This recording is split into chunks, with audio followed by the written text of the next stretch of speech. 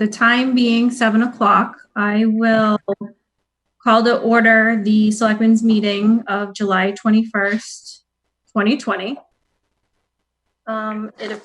Before we start the meeting, I just want to read the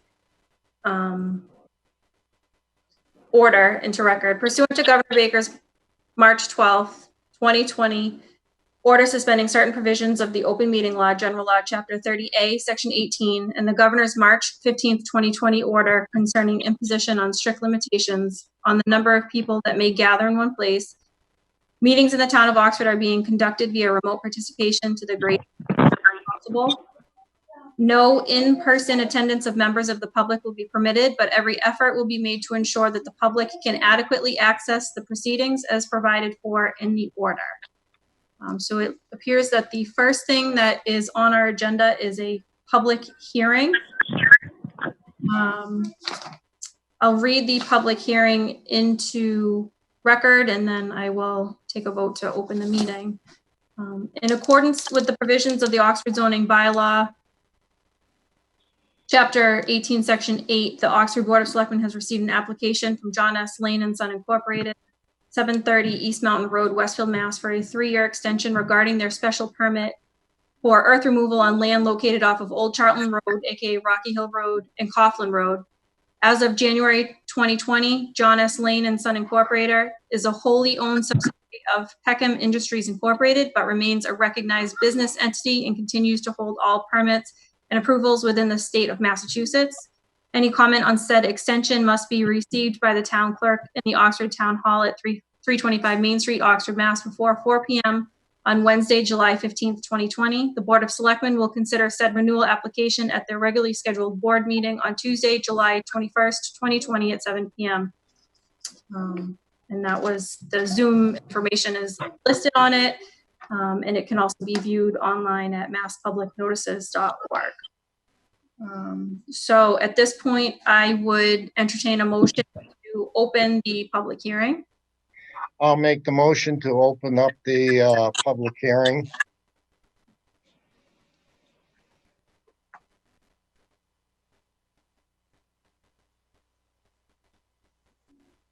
I'll second that.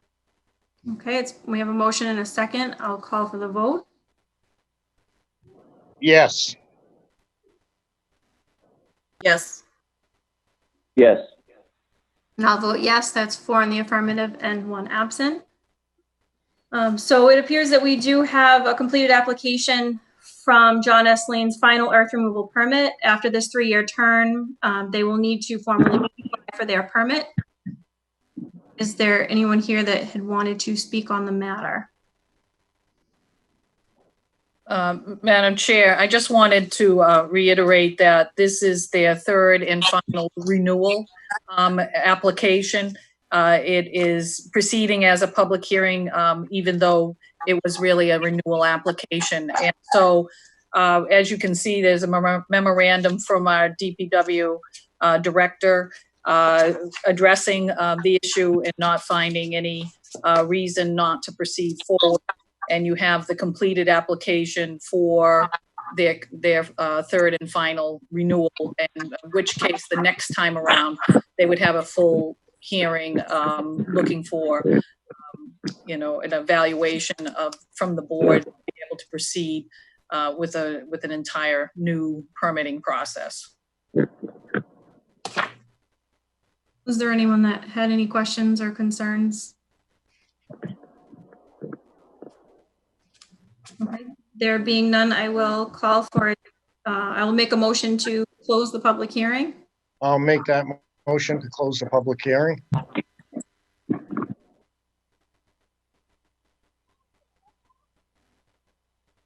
We have a second? Second. I'll second. Okay. I have a motion and a second. I'll call for the vote. Yes. Yep. Yes. And I'll vote yes. That's 4 in the affirmative and 1 absent. Public hearing is closed. All right. I'll make a motion to approve the 3rd special permit for earth removal extension for John S. Lane. Do I have a second?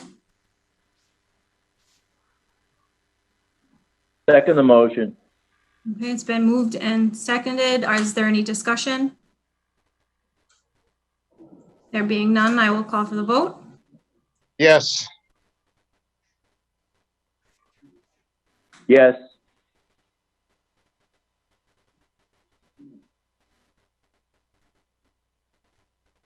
Cheryl?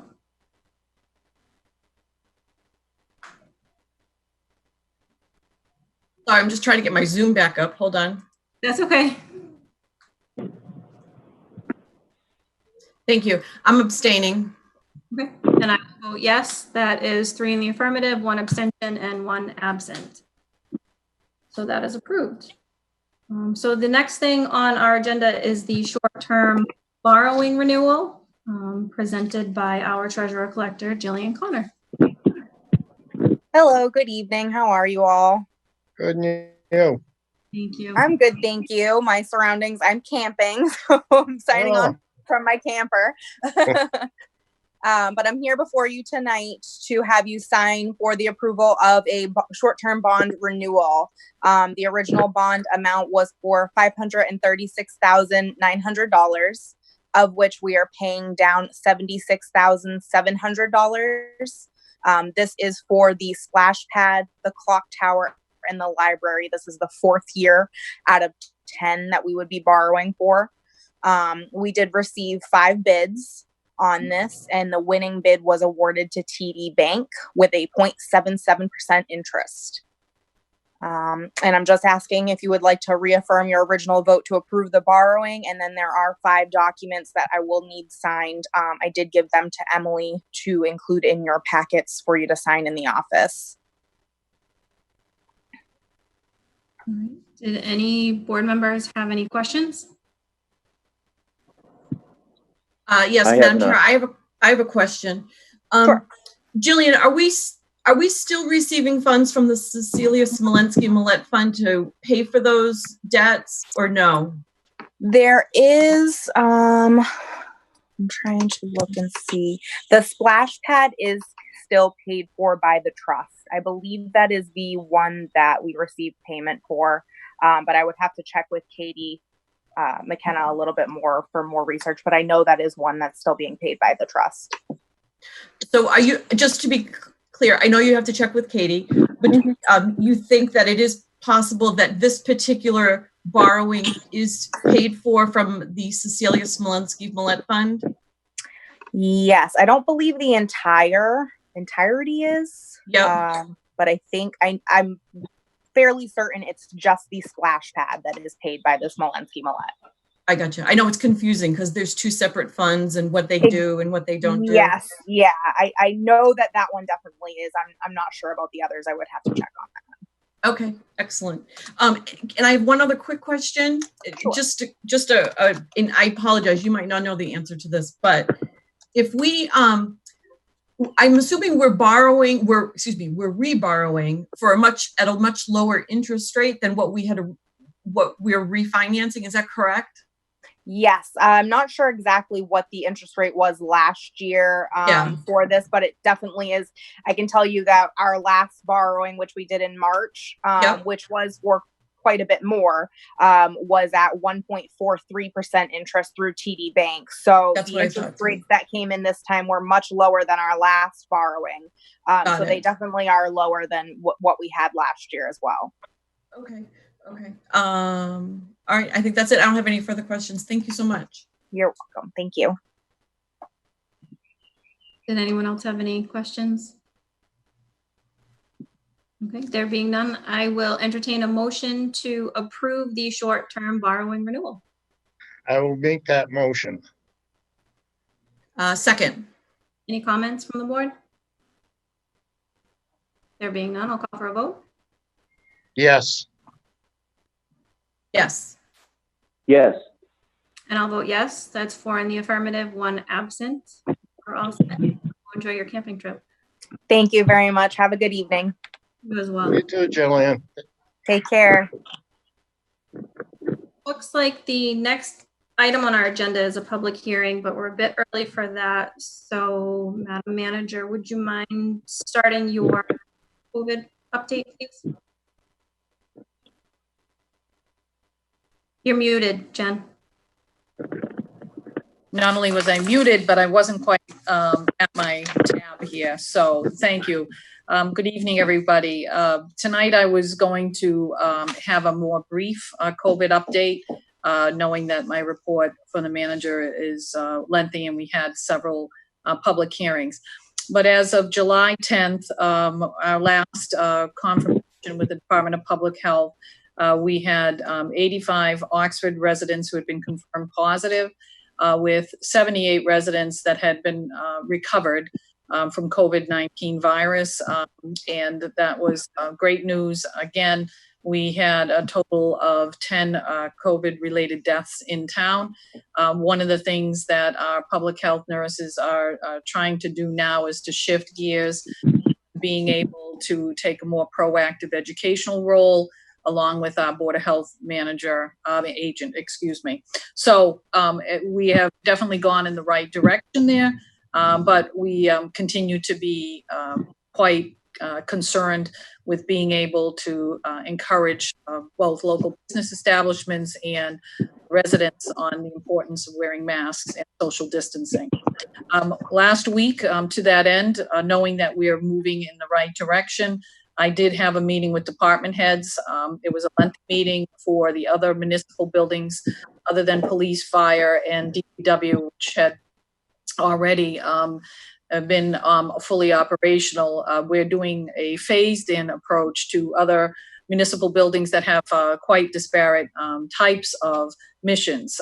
We're expecting a reopening in each of these buildings in limited capacity and or changing of or altering the types of programs that they offer as we slowly go into this.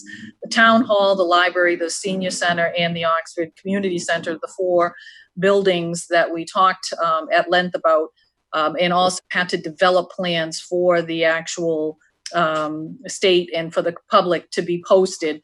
And so there was a lot of work that we did with both facilities in trying to slowly ramp up what we can for programming. Mind you, this is all contingent on what continues to happen in the Commonwealth of Massachusetts in terms of its response and its impact from the virus. And what I wanted to let the town people know that we are reopening our town hall with the purpose of Thursday being a real full day that we'll be announcing, where we have a service window located in the back of the building. We had DPW retrofit it with plexiglass, and we've staged it to be a concierge of all services. This is in a hope that we might be able to mitigate the number of people into the buildings. But as you can see there, there is a picture of the new kiosk, and you can see on the cement there, we have our keep your social distance by standing here and our increments. So we are trying to work this out initially from 10 to 2 p.m. on Mondays and Thursdays. We did a soft opening starting on Monday, and we did and was well received by the public, and whatever services we could provide at that kiosk desk, it was well received. Now, obviously, the regular offices and the employees are working and are going to be inside. And if there is something that we cannot address there, person will be located right there to be able to connect with one of the departments and the person who can help them. This is to make sure that we're opening the building where we're going to require masks.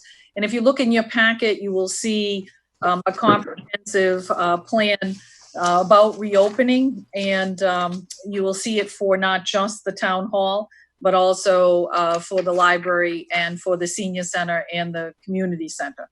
Now, the library has only started to do, in their phased approach, their curbside pickup, which started in the lobby. And if you look in your packet, you can see the details for that. That began on July 20th. I talked with the library director today to see how that was going. And she said that it was going well, and patrons were happy to know that they're slowly moving in the right direction. In terms of the community center, I'm working closely with Shelley Lambert to look at restructuring some programs that they may have offered in the past inside the building, to looking at structuring and contacting instructors who might be able to maintain the social distances, and also some of the other requirements for hosting a fitness class of two. And she's working on that now. She did some preliminary discussion with me today. And, obviously, we have the senior center as well. And I'll talk a little bit about some of the things that have just recently happened, but that once again is going to be phased. And I recently met with the Council on Aging, and I'll talk about that under my report. I've met with 3 members of the Council on Aging to qualify that. And so we're going to be doing things in a very moderate and phased in approach. So as you can see in your packets, there's more detail. There's a lot of requirements for us to attest. Each town employee will have a requirement in these 4 municipal related buildings to attest to their own health prior to starting work, and also to make sure and maintain that we're adhering to the principles that you see enclosed in this reopening plan. And I'm hoping that that will continue to move us in the right direction, and that we can continue to provide some personalized services where before everything was done in a completely remote capacity. And having said that, we all recognize that we're going to continue to have departments that are going to have unique time periods and fluctuations where they will be more busy and they may have increased workload. For example, we know the upcoming primary and general elections and town meetings are all going to take precedence as we approach the fall. And I'm going to work with department heads, whether it's for that or another area that becomes very increased in the demands placed on it. And we'll see what we can do despite having had cuts in the budget to provide those services. One of the things that I know we've done is we've opened up a number of recreational areas that were formerly closed. And we are planning in a limited capacity to try opening the splash pad in early August with some temporary seasonal workers that will be able to provide some oversight, particularly with this heat. It's not easy to implement social distancing with splash pads, but we're going to try to do our best adhering to the state guidelines and to provide some opportunity for residents to be able to access that facility. As you know, our dog park had recently opened. I had a number of residents that I've seen on the outside that were happy about that. But again, it's a little bit different than a normal opening for a dog park. The other thing I just included in your packet for COVID was that the school committee had sent a document that the board is in receipt of as well. And you will see that they had concerns about some of the mandates that may be being placed upon school districts right now. They're being required to submit plans, at least 3 different versions. Fully remote version of attending school, a hybrid model of attending school, or full on-site attendance in school. I was on the phone with the superintendent today, and as you can see, prior to my discussion, the school committee had sent a resolution basically saying that they don't believe that the state can be requiring local districts to do things without having accompanying funding. So they're against any unfunded mandates. The superintendent is also under obligation with the commissioner of the Department of Elementary and Secondary Education to provide some kind of report preliminarily, which is set to be due on July 31st. We've now, she and I had 2 discussions about what she has been doing in terms of surveying and data analysis to be able to figure out how we're going to actually implement school operations come this fall. I can tell you with a high degree of certainty that no matter which model we pick, there will be increased costs, and we will not necessarily have the money that the state may be expecting a district to have in order to do this. And then, of course, there are other considerations on how to actually operationalize the standards and meet them the way the state has requested districts to do that. I've asked the superintendent to come to our next meeting on August 4th. She is under a requirement for the Commissioner of Education to submit her final report on how we will actually roll out school operations, whether it's fully remote academy, whether it's a hybrid model, or whether it's full on-site. And I think once she meets with this board and then subsequently she'll be meeting with the school committee, I just thought it was a good idea to have as much amplification and public notification of which way we're going to move. Again, contingent on what we may continue to see with the evolution of the virus and the way that the state continues to handle the pandemic.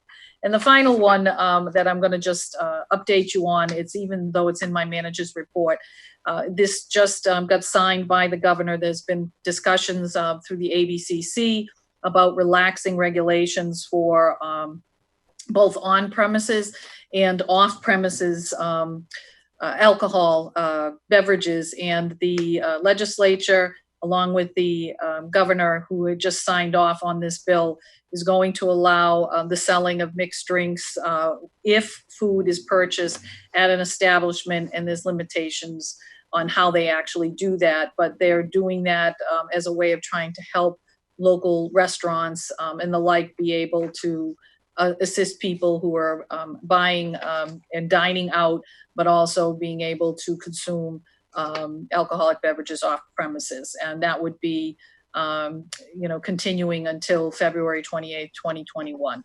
Again, I think some of these dates that you're seeing put into the future, whether it's through new legislation or through commissions like the Alcoholic Beverage Commission, is because people are anticipating that we're going to be in a protracted state of trying to deal with this and slowly get back to normal, but also trying to assist business community in being able to also address some of the needs that they have that previously they were not only limited, but they were completely expressly prohibited. And of course, selling of mixed drinks, to people who are dining out and picking up something to take out is very unusual. And this is something new for the Commonwealth of Massachusetts. So stay tuned. I'm sure we will see another legislative initiative depending on what the problem is that we're trying to address. And that would conclude the COVID-19 update. Thank you, Madam Manager. It looks like we are still about 7 minutes away from being able to start the public hearing. You want to do a few things off of your Manager's report? Sure. I think we could start with the manager's report in terms of minutes. I would ask the board to take a review of the June 16th minutes that were provided to you in advance. Selectman Daniels was not present at that meeting, and I'd be looking for the board's approval for the July 16th minutes as written.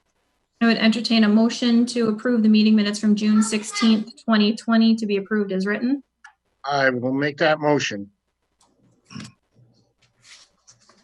Second. We have a motion and a second. Do we have any discussion? Having none, I'll call for the vote. Yes. Yes. Yes. And I'll vote yes. That's 4 in the affirmative and 1 absent. The minutes are. The next set of minutes relates to the meeting that took place on July 1st, 2020. At that time, Selectman LeBlanc was absent. I'd be looking for the board to approve those minutes as written. I would entertain a motion to approve the meeting minutes of July 1st, 2020 to be approved as written. I will make that motion. Second. Any discussion? We'll call for the vote. Yes. Yes. Absent. And I will vote yes. That's 3 in the affirmative, 1 abstention, and 1 absent. Are approved. The next item is the meeting minutes of July 8th. That particular meeting, all were in attendance, with the exception of Selectman LeBlanc, so I'd be looking for those minutes to be approved as written. I would entertain a motion to approve the meeting minutes of July 8th, 2020 to be approved as written. I'll make that motion. Second. Any discussion? We'll call for the vote. Yes. Yes. Absent. And I will vote yes. That's 3 in the affirmative, 1 abstention, 1 absent. They are approved.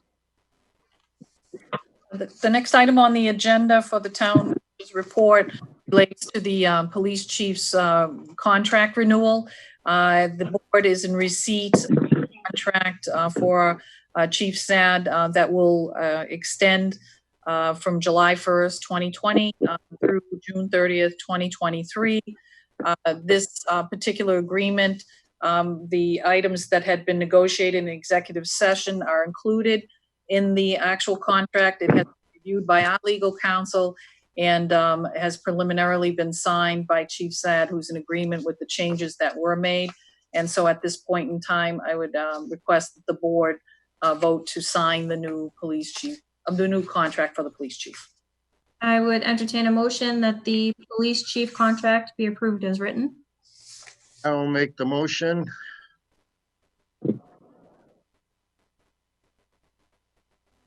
Second. We have a motion and a second. Do we have any discussion? There being none, I'll call for the vote. Yes. Yes. I'm going to abstain. I was not part of the executive session. And I will vote yes. That's 3 in the affirmative, 1 abstention, and 1 absent. The contract is approved.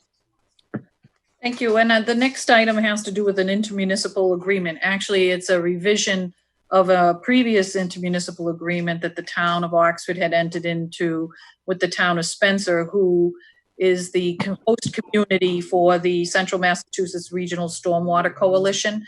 What has happened is that we are entering into a revised agreement because the town administrator and the lead coordinator of the Regional Stormwater Coalition had agreed because of, or in particular because of the COVID-19 pandemic and because of the limitations that have been placed upon the coalition, that they were looking to allow a reduction for the fee that we pay as a contributing member of the coalition.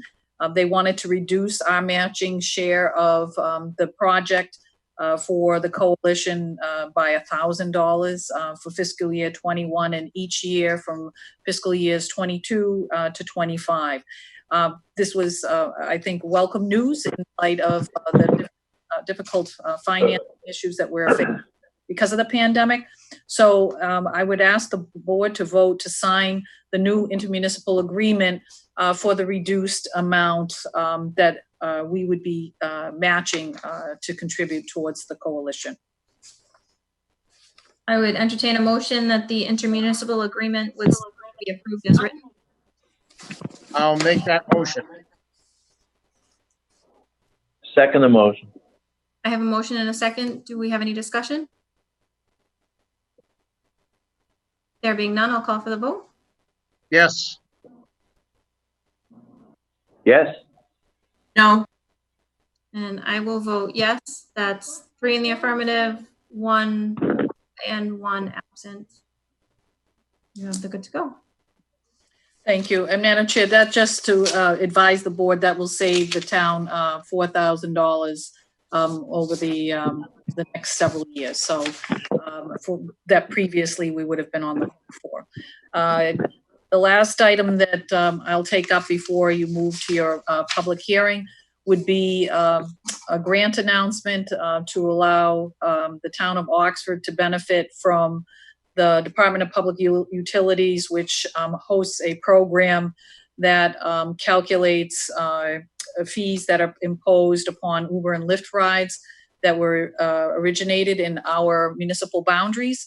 And as you know, the town had not taken advantage of that the previous year that I was not here, and I was able to, through my office, get us 2 awards last year. They were granting us the ability to go back and be awarded the previous year. And this year, the number of rides appears to be up because our overall calculation of our grant award is $1,151.80. And that money will be allocated for either a pedestrian crosswalk or additional bike racks. The transportation ride share assessment requires that you use the monies towards something that enhances people's ability to either be pedestrians or to be using bikes and the like. So that's why we're going to put that money to good use. And that would conclude for now my manager's report. Thank you. So the time being 7:30, we will go into a public hearing. We have a public hearing for special permit for animals at 54th Street. I will read the public hearing notice into record and then entertain a motion to open the public hearing. In accordance with the provisions of Chapter 3, Section 3.8 of the zoning bylaws of the town of Oxford, Patricia L. Pizzella of 54th Street, Oxford, Mass. 01540 has applied to the Board of Selectmen to obtain a special permit for animals to keep up to 12 chickens on her property at 50 Forest Street. Public hearing will be held virtually before the Board of Selectmen regarding this matter on Tuesday, July 21st, 2020 at 7:30 p.m. Written and oral comments from the public will be accepted before and or during this hearing. This notice may also be viewed at masspublicnotices.org. So that being read, I will entertain a motion to open the public hearing. I'll make the motion. We go into a public hearing. Second. Motion and a second. If I could call for a vote. Yes. Yes. Yes. And I'll vote yes. That's 4 in the affirmative. When open the public hearing.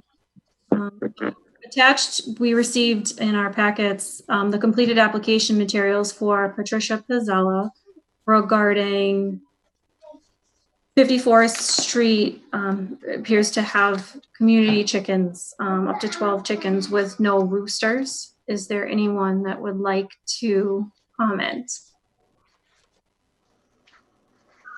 I would like to comment.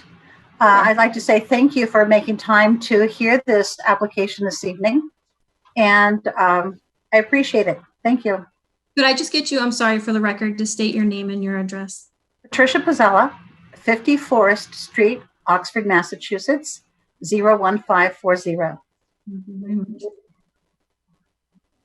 Did I forget something? Nope, that was perfect. Did the board have any questions for? I just have a question for animal control. Has Kelly, have you been over there and everything looks like it'll work properly? You're on mute, Cal. Cal, you're mute. Can you hear me now? Can hear you now. Okay. Yes, I have gone over to the property. They have a beautiful chicken coop, brand new, and they have a fenced-in yard outside of the coop so the chickens can go in and out. I did talk to Pat a little bit, Patricia, a little bit about shoring up some of the fencing to make it a little more predator-proof. So they plan on doing that. That was really the only suggestion that I could make. They should be in compliance, with as far as noise goes. They did get some chicks, and unfortunately, sometimes you don't know if you're going to get a rooster or not. They did get a couple roosters, but I think they're still waiting for them to start crowing. And as soon as that happens, and they know for sure which ones are roosters, they do have somewhere for them to go. So they will not have any roosters there. They have provisions for composting. They have their food in a like a heavy-duty plastic barrel, so that it's not prone for vermin to be around. And there's plenty of room for the number of chickens that they want to have. So I think it should be fine. I haven't heard any of the neighbors in disagreement with the chickens being there. Great. That's all I have. Thank you. Thank you. Have any of the neighbors, are they present at the hearing? Yeah, I have a neighbor with me, Christine Dada. She is at my right-hand side. She's part of the co-op of 3 families that are interested in having these chickens. Hello. Okay. Have all the butters been notified? Yes, I sent certified mail out and they all were returned. I sent that into the town hall. I believe it was last Thursday, marked Selectmen meeting for Tuesday evening. There was just one individual that did not respond.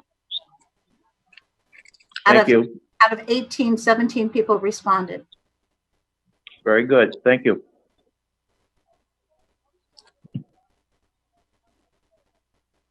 Okay, if That's nobody, all I have. okay, if nobody else has any discussion, then I would entertain a motion to close the public hearing. I'll make that motion. Second the motion.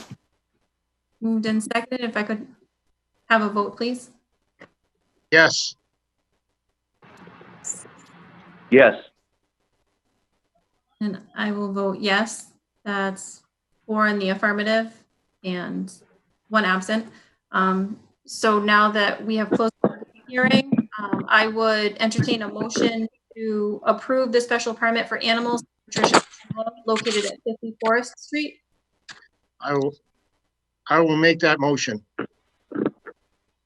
Second the motion. Do we have any discussion? There being none, I'll call for the vote. Yes, Yes. Yes. And I will vote yes. That's 4 in the affirmative, 1 absent. You have your special permit. Thank you so very much. Good night. good night. Night. So it looks like we are a little early still for the next public hearing at 8 o'clock. I think that we can go into the common victular license for half-baked and fully roasted. So we have attached in our packets a completed application and materials for half-baked and fully roasted. Also a successful query check for Mr. Ralph Verzillo. Did the board have any questions? Or I think that Mr. Verzillo is on. I think that's Ralph's iPhone.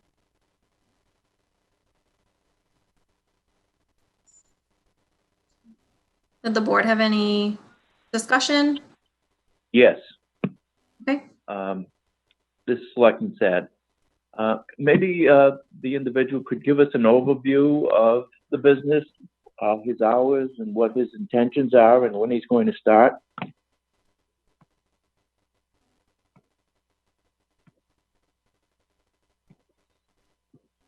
Where'd he go? Madam Chair, I think see Ralph's iPhone has just been allowed to be unmuted, so I don't know if he can hear us. Okay. Mr. Verzillo, are you there? Maybe he's.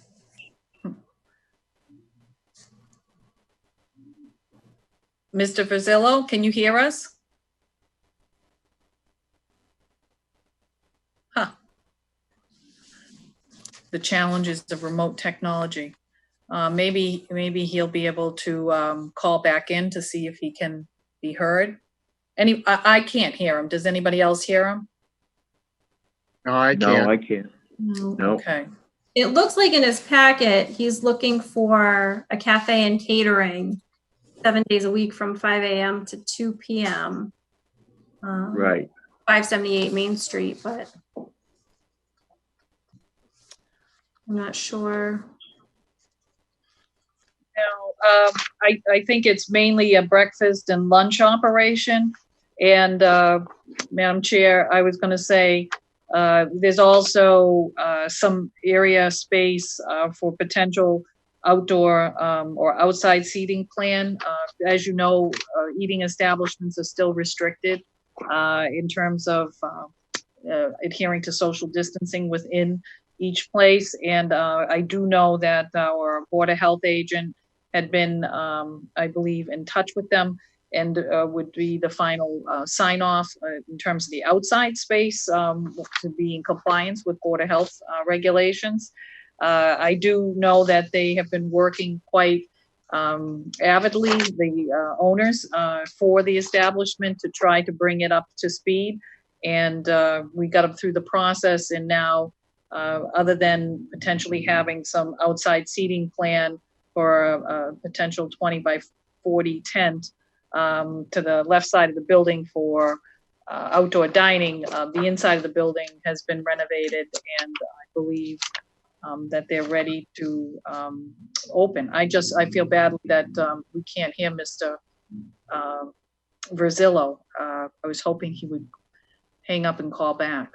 So I have his telephone. Well, wait a minute. I might have his telephone number. Maybe if I can call him, if the board has any other questions. I do see a number in here. I could try.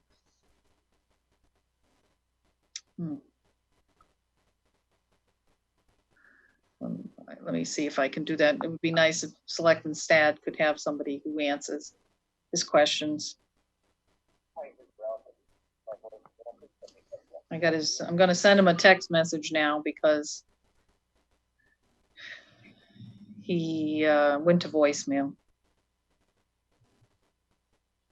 Probably because he's logged into the meeting. I know.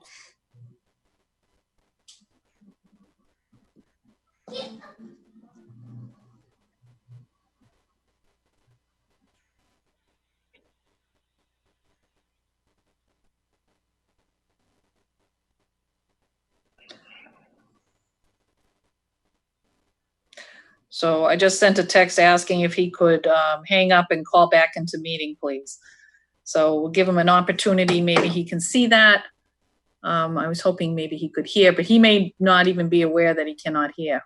So, Right. well, we do Your meeting report for a few minutes to see if he comes see back. if he can come back. Yeah, why don't we do that? All right. So I left off under item number 7 under the manager's report, and you'll see it relates to an announcement from the Attorney General's office to us, the town of Oxford, that there recently has been a case in which a New York-based vendor called Pioneer Products and Noble Industrial Supply Corporation, apparently the Attorney General had gone after them with a suit for apparently misleading municipalities, including the town of Oxford, into purchasing products that they did not need or want. This happened prior to my coming on board here, but the two companies have agreed a settlement that requires them to make a monetary payment to any aggrieved party, and the town of Oxford would be considered an aggrieved party. They'd agree to a 1-year ban from doing business in Massachusetts. They'd disclose to their customers all provisions regarding the price of products, including requirements to purchase additional products or spend a minimum amount. And they'd be required to retrain employees and adopt new policies prohibiting unfair or deceptive sales practices. What this all means for us is that under the settlement, the town of Oxford will receive a one-time payment in the amount of $2,472.36. And that is a result of the investigation that the Attorney General's office had taken up along with the Office of the Inspector General. And so we're always welcome to hear news that we're receiving funding. So that's the second announcement for tonight. Even if it's a small amount, it's still money that comes into our coffers. And hopefully this both of these companies will not continue to do business the way they had prior to, that led to the investigation and by both the AG's office and the Inspector General's. The next item is also another monetary announcement, and the police chief, Chief Sad, has informed my office that the department has been awarded a $3,000 grant for fiscal year 2020 for traffic enforcement program. And this is coming from the Executive Office for Public Safety. So I'm pleased to see once again that the chief had pursued the eligibility of the department to receive this funding. Should we check to see if Ralph has come back on, Madam Chair? Ralph, can you hear us? Mr. Verzillo, can you hear us? I think he's phone locked. I haven't quite seen that. So I'll continue in case he comes back on. So the next item has to do with Sacarapa Road Bridge update. You'll see in your packets that the DPW director has provided the board with a copy of a letter that went out to all residents. We have been providing them with updates on a regular basis, and this one in particular notes that because of the pandemic, that the governor had obviously issued some parameters for suspending state permitting deadlines and extending the validity of state permits. What that means is that the Sacarapa Bridge project does require review and approval, especially through the Department of Environmental Protection and orders of conditions related thereto. Because the bridge obviously goes over a waterway. And they allowed a suspension for permit review and decision deadlines until 45 days after the current state of emergency. And of course, we're still in the current state of emergency and it hasn't been terminated or rescinded. So this basically means that the permit review is happening at a slower pace. So the DPW director had consulted with me. I thought it was important that we update some of the local residents. The rest of the project is all in order, and we'll be able to get the green light hopefully in the not so distant future, but we can't proceed with construction for the bids in particular until we have a clearer picture on what they're going to require. So this actually went out on July 16th, and hopefully we'll be able to keep the local residents informed and proceed as soon as we can get some clearer picture from the Department of Environmental Protection on those particular aspects for permit review.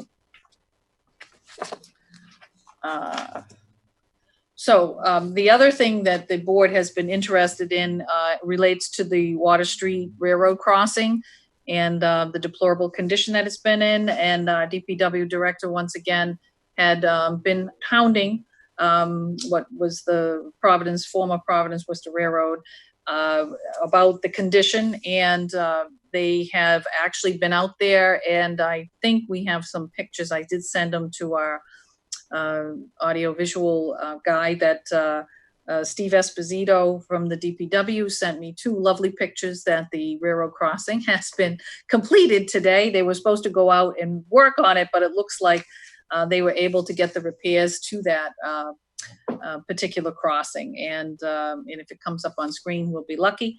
It might come up later and you'll be wondering, why is there a railroad crossing there? You'll get to see the lovely new asphalt that's there. And I'm sure all the residents that go over that to get to their neighborhoods in the back will be very, very happy. So appreciate the board's interest in that as we continue to have the same interest in creating it as a priority, and it has been fixed as of this evening.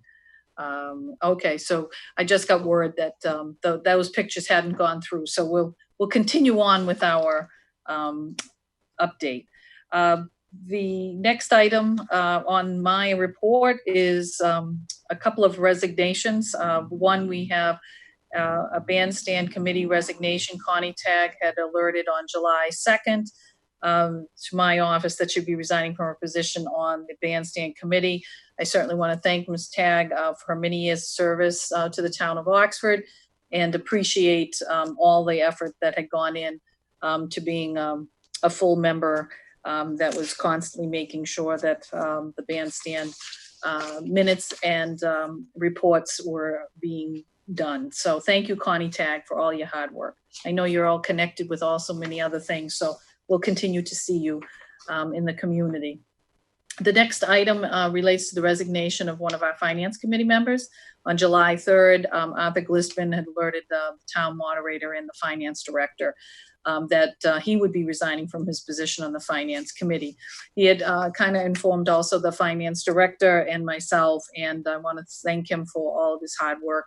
You know, obviously it's listening very intently to many of our departments and trying to formulate budgets and try to put the best information forward to the townspeople and make those recommendations. And it doesn't go without sacrificing many hours, even on weekends. So thank you, Arthur Glistman, for all your hard work. The next resignation has to do with the Council on Aging. Mary Broder had sent on July 17th. She alerted my office that she would be resigning from the position on Council on Aging. She is doing a lot of work with our Meals on Wheels and has taken up another role, and she wanted to express that she's really loved serving on the Council on Aging. And, and I would like to strongly encourage her, if her schedule frees up in the future, maybe we can have her come back at some point. But we thank Mary for her years of service and all of her deep commitment to the Council on Aging. I don't know, Ralph, are you there yet? Just ask. Ralph Rosillo. Madam Mayor, if I could just jump in for just 1 second. Sure, please do. I think historically, Mr. Chair has asked us if we could send letters of appreciation to those members who have resigned. Yes. If we could, for those 3 resignations, just send out a note of appreciation to them formally as well. I agree. The board would be so inclined. I think that might be kind of nice.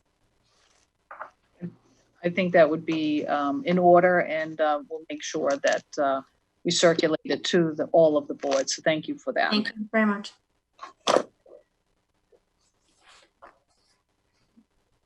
I'll just continue with the Yeah. review. I mean, you have a few more minutes before the next public hearing, so, and then you can conclude what you'd like to do on the license. So a community host agreement. I wanted to bring to the attention of the board that I have been contacted by not 1, but 2 as of even yesterday. But community host agreements, people are once again approaching the town with regards to potentially placing a marijuana cultivation business in the community. As you know, we have a manufacturing marijuana company. We also have 2 host agreements with for retail, but we have not yet had any business approach us for cultivation.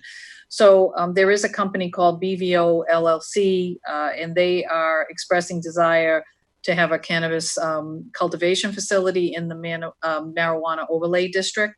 They are going to be meeting with me this week to kind of outline what their general plan is, and I'm hoping to be able to have the board be presented in the near future with their proposal, and to see if the board might be inclined to enter into a host agreement for that. The town has a bylaw provision that only allows 2 retail licenses for selling of marijuana. But it does not have a cap other than the fact that it's in a fairly small area where any of these businesses can locate in terms of the marijuana overlay district, but doesn't have a cap on either manufacturing or cultivation. But obviously that's a different business and would require some, increased scrutiny as we move forward, because we haven't done that. So we have that particular company, and I had received a phone call saying that there's another company that's looking at both Oxford and Webster as potential site for cultivation business. The other item that's on my report is to let you know that the senior center had conducted a senior ice cream drive-through, and that occurred last Friday from 12 to 2 p.m. I want to thank both Laura LeBreton and also Lucinda at the Senior Center for actually coming up with this great idea, because, as you know, our Senior Center has been closed. They had close to, I think, almost 50 people actually come through. They got to choose what novelty they would like. They were very happy to hear about it. The senior newsletter now is being sent to all of our senior residents, not just ones who pay for it, which I had never really heard of in any other town, but we're actually making sure that we've been communicating with the seniors. And this went off really well. And the DPW helped set up the cones, and we vacated the parking lot to allow them to drive right up and, to do it in a safe way, so that the seniors could feel inclined. I did get feedback from the chair of Council on Aging, from a number of people who were really happy to see this happen. And, I was hoping we would have a picture up, but I guess I don't have that this evening. So limitations right now, my technology. Normally I would have a nice pictures, but I'll get them to you guys the next meeting. But it was great, and I appreciate we're doing things differently. We've also been approached by a company that may want to help donate towards what is starting to become more apparent as a sort of a grab and go type meals for our seniors while we're still in this uncertain time period. And so I'll keep the board informed on whether that happens, but I know that the senior center had been approached and they had consulted with my office and going to be consulting with the business. Having said that, the Council on Aging, I did meet with 3 of the members to talk about the phased reopening and what's been happening at the senior center. They are really pleased with some of the changes that have taken place. So we've done a lot of outreach to the seniors, from acknowledging when the seniors have their birthdays to when we're having different types of food availability and the delivery of packages, and taking care of some of the essential businesses and providing support services. Council on Aging and the senior centers always had that as a mission. But, I think because we're in this pandemic state, we've been working really hard to find innovative ways to help reduce the isolation that many seniors feel as they continue to stay indoors and to socially distance away from both loved ones and from some of the activities. We are, as part of our phased reopening, as you can see in the packets that we provided, the Council on Aging does have a phased reopening, and we are, after speaking with the Council on Aging, going to start with very small groups where we can absolutely adhere to social distancing guidelines. And so those are only for the small groups that are knitting groups and things like that, that are used to being together and are quite mournful of not being able to get together. They did have their first podiatry clinic that went really well. That happened, I think it was today. And they had almost, I think, 10 people who attended, and that was all done very expressly adhering to the state guidelines, from taking temperatures to doing the surveys to see and to make sure that people were going to be able to be accepted as a client at the center by the podiatrist. And so, believe it or not, that's a very essential component for people who are elderly. And so we're happy that we've been able to provide that as a service as well, and it was well received. The next item is just to let the board know that the Regional Mosquito Control Conference, as you know, we had a lot of EEE problems last year. They are predicting that we're going to have another season of that. This particular control conference is being geared towards Board of Selectmen and town officials, and that is going to be remotely held by the town of Uxbridge on Wednesday, which is tomorrow, from July 22nd, from 9:30 to 12:30, and there'll be multiple speakers there. So if any member of the board is so inclined, you'll be able to get on that, and then you can always report back to the rest of the board as well. I also wanted to thank the Lifesong Church for once again coming to the Oxford Community Center and working towards providing volunteer service. Shelley Lambert had provided me with some photographs, and I had taken some myself to look at the work that they did to help weed and clean up and mulch the whole front entry of the community center, which they did on July 11th. And so we thank them for their work and their overall commitment to the community center each year. Last year they were here and they actually removed a lot of, I want to say, unwanted materials from the Oxford Community Center, which is, of course, a massive building, which was formerly a school. And they worked many hours on that, and I saw them last year for that. So thank you to the Lifesong Church, and that would conclude my report as town manager. Thank you very much. Mm-hmm. Looks like it's perfect timing to roll into our next public hearing. We have a public hearing for the alteration of premises for Oxford's Casual Dining. So we have the public hearing notice Kristen L. Data Manager of Joe's Diner Incorporated, DBA Oxford's Casual Dining, located at 2 Millbury Boulevard in Oxford, Mass. Applied to the Board of Selectmen for an alteration of premises concerning the all alcohol pouring liquor license. The alteration requested is to add 2 patios adjacent to the dining area to provide for outdoor dining. One patio is 8 by 11 by 24 by 3, and the other is 10 by 34. A public hearing will be held before the Board of Selectmen regarding this matter on Tuesday, July 21st, 2020 at 8 p.m. I will entertain a motion to open the public hearing. I will make that motion. And call for a vote. Yes. Yes. Yes. And I will vote yes. That's 4 in the affirmative, 1 absent. We do have in front of us paperwork included for our review regarding alteration of the premises, but I do believe we have Paul and Chris who have been patiently waiting for their turn. Welcome, thank you. Is there anything that you would like to let us know regarding your request? Oh, we're looking forward to moving forward. It's been really trying lately. But I think all in all, I think we'll do all right. It's great that we're doing this. It's something we always wanted to do to give the mall some curb appeal. This mall's been here since '89. We've only had it for 5 years. We're really looking forward to making the. Is everybody there? Mm-hmm. Okay. We're just trying to make it look more curb appealing for everybody that works for us, everybody that rents from us. And not only that, I think, you know, restaurant's been here for 25 years now. And I think it's just the next chapter. And I really appreciate your help on it. It's been a little trying, but we're getting through it, and I can't wait to get it done. And we should have it open in about 3 or 4 weeks. Did anyone from the board have any questions? I don't. No, I don't.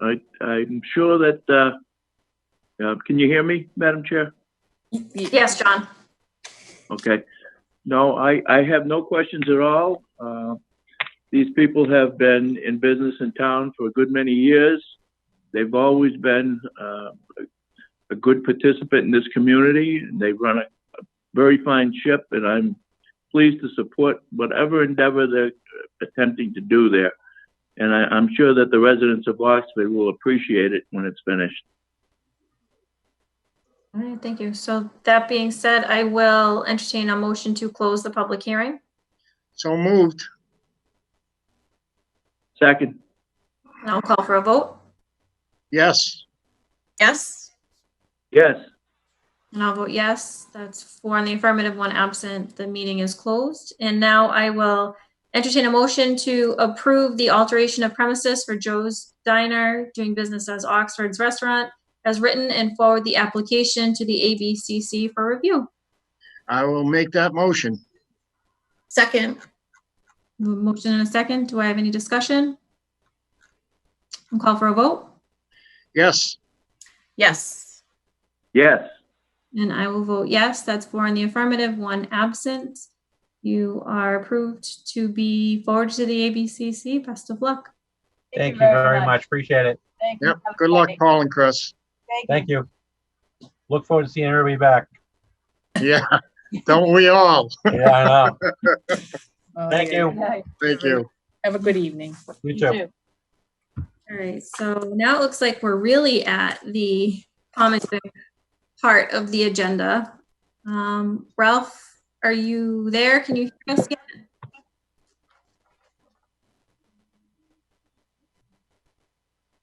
Okay, so it looks like we don't have him. It's a pleasure. Do you want to vote on it, or do you want to hold off until we can speak with him? What is this? Is this, are we back to the half-baked? Yes. I certainly would not want to hold them up, Madam Chair. You know, we won't be meeting for another 2 weeks. So, I mean, I've read everything in the packet. I'm certainly satisfied. I'm just kind of disappointed that we weren't able to ask questions and to have them get a little bit of publicity out of it. I agree. But, you know, I certainly would not want to hold it up, and I don't see any reason why we should. That being said, I will entertain a motion to approve the common victular license for half-baked and fully roasted, located at 578 Main Street. I will make that motion. Second. We have a motion and a second. Do we have any further discussion? Call for a vote? Yes, Yes. Yes, And I will vote yes. That's four in the affirmative, one absent. The common vic license is approved. Okay, so it looks like the next thing is the nuisance dog. That's not till, if I may, absolutely, yes. Mr. Sorry, Chair. my brain is definitely not on this level. I have been informed that the individual here, his father is, I guess, he just got word that he's very close to having to, that he may not make it. How's that? You know, that he's got a very severe family issue and he will not be able to attend. So I would like to make the motion that we postpone this to maybe our next meeting, that we can take it up then. I would second that motion. Okay. Okay. Did anyone from the board have any discussion on that? Okay, so instead of starting the public hearing, just to clarify, we are going to this motion is to postpone it until our next meeting. So I will call for a vote for that. Can we do that, Madam Manager, at this time? So you would either have to wait till 8:30 to open it and then postpone it, or you as a board can decide that we will once again post it as a public hearing for the next meeting. And so we may have to go through the things, but it will be a notice unless you wanted to wait for another 25 minutes. I think it's sufficient. We will repost it as a full public hearing to occur at the next board meeting, and then you can proceed that way rather than making everybody wait to open the public hearing and then postpone it. But you can make the vote to actually republish the public hearing to be set for August 4th if you'd like to do that. Yes, that's what I would like to do, is that we'll redo the public hearing at our next meeting due to the situation that this individual has. There was a motion and I seconded that motion. Did we have any other discussion? We'll call for the vote. Yes, Yes. yes, And I'll vote yes, that's four in the affirmative, one absent. So we will repost the public hearing for our next meeting. And then that brings us to selectmen's requests. So we'll start with Mr. Chair. great. I would, I have a older friend, shall I say, that we keep our eyes on and stuff and do a lot of things for her. And she's a wonderful lady. And I happened to see her last week, and she could not talk enough praise for Laura, who is now at the senior center, saying how she is such a wonderful lady, easy to talk to, cooperative. She likes the idea of getting the newsletters now. And she just was praising Laura up and down and back and forth. So I thought that I had to mention that publicly, that, you know, it's nice that we got somebody in that position at this point, doing such a wonderful job that this lady cannot get out of her house easy. And I guess Laura's been very good for her getting her the transportation and kinks worked out with all this COVID stuff going on. She's had so many problems. So I just want to say thank you to Laura and let her know, keep up the good job in that respect. The other question I have is that we heard about the Water Street Railroad crossing, and that's great. Do we have any news about Sutton Ave? Are they going to be working on that one too? And is that starting to have its issues? So I don't know if that's something we can forward to Sean and have him just get back to us again. I know it's come up a few times in times past, so. It has. I would be more than happy to convey that message to the DPW director again. I think that's going to, because it's such a high traveled route, I think we're going to constantly have issues related to the degradation of the overall tracks, even though it had been fairly recently repaved and by the actual railroad company, but definitely pass that on to them and have them give us an update. That's all right. Very good. Thank you. That's all I have. Thank you, Chairman LaMarche. Selectman LeBlanc. I have nothing for the evening. Selectman Sad. Yes, someone did ask me about Carbuncle Park, if it will eventually be open to the public. Do we have any indication that it will be? Thank you, the Selectman Sad. So at this point in time, based on the budget that we passed and approved at town meeting, it's a lengthy process to try to have lifeguards on duty. And the fact that the budget had been cut, those positions had been removed. And it did not appear that we were going to be able to do that and to provide that kind of oversight in addition to what you have to do in addressing social distancing. So even I was concerned about whether we were even going to be able to do the splash pad, because as you know, the budgets for the community center had been reduced, and that included ancillary temporary seasonal help. And but I am trying to, with even some people who maybe have been laid off, to see if we have some interest in at least opening the splash pad for some limited access, and for some of those people who had been doing some other programming at the community center.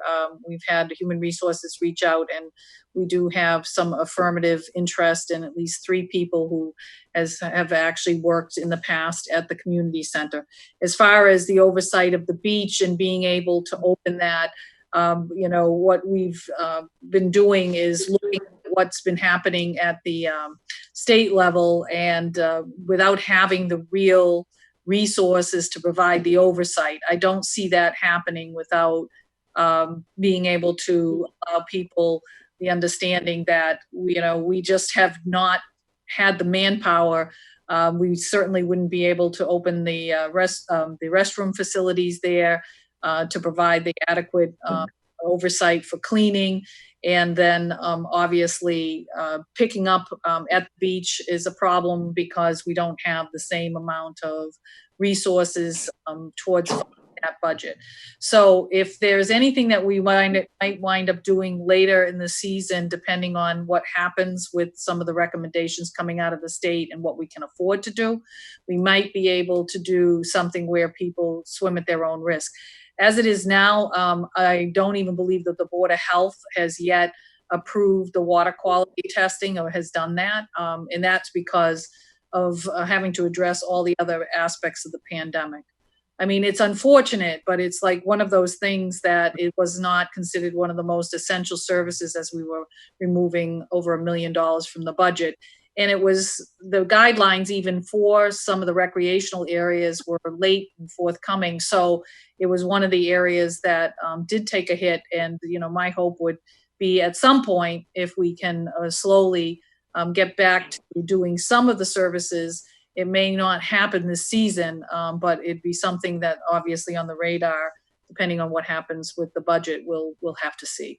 But I think the first thing would be to check with the Board of Health. I do not believe that the water has been tested. We can't really let people swim there, even without a lifeguard or presence. I do think it's going to be an issue because I do believe people, especially out of town people, come and frequent there as well. And so I do have the DPW trying to monitor, particularly in this hot weather, whether it looks like there's too much attendance taking place down there with no oversight. And that's going to be something we're looking to try to address as we go forward. Well, it's quite understandable. And furthermore, we're halfway into the season as it is. I mean, we're going into August, and once you get to Labor Day, it's over. So we're only talking several weeks here. So I guess this year will have to be a year to remember. I think so. Or forget. Well, at least we might be able to make some very small children happy if we can at least do the splash pad. And at least there we have some ability to control hours of operation and oversight. But, there's right. a number of things that we have to take into consideration. And not having increased manpower, which whether it's opening the schools or opening recreation facilities, all of this requires increased resources, not less resources. And more oversight. And that's a problem when we're facing the financial problem associated with the pandemic. But my heart does go out to people who really love to recreate. We're just trying to, encourage them to go to perhaps, other alternative sources to recreate with their family and particularly their children in a safe way. Okay, well, thank you very much. That's all I have. Okay. Thank you, Selectman Sad. I just had two quick things. I just wanted to, one, because I know I've been one of the squeaky wheels about the railroad tracks on Water Street. I keep about them. I did see them doing the work today, and I just wanted to say thank you to Sean for being diligent and keeping up with it and getting it done. And then the other thing is I noticed that they finally painted the lines on 56. Mm-hmm. They look fantastic. There was actually a pretty bad accident there a few days ago. So the timing could not be better for those lines because the accident happened right in the intersection. So I just wanted to say thank you again to the DPW for coordinating, getting those lines painted. And that's everything that I had. So with that, I will entertain a motion to adjourn. So moved. Second. We have a motion and a second. Any discussion? We'll call for a vote. Yes. Yes. Yeah. And I will vote yes. That's 4 in the affirmative. 1 absent. We are all done. Thank you, guys.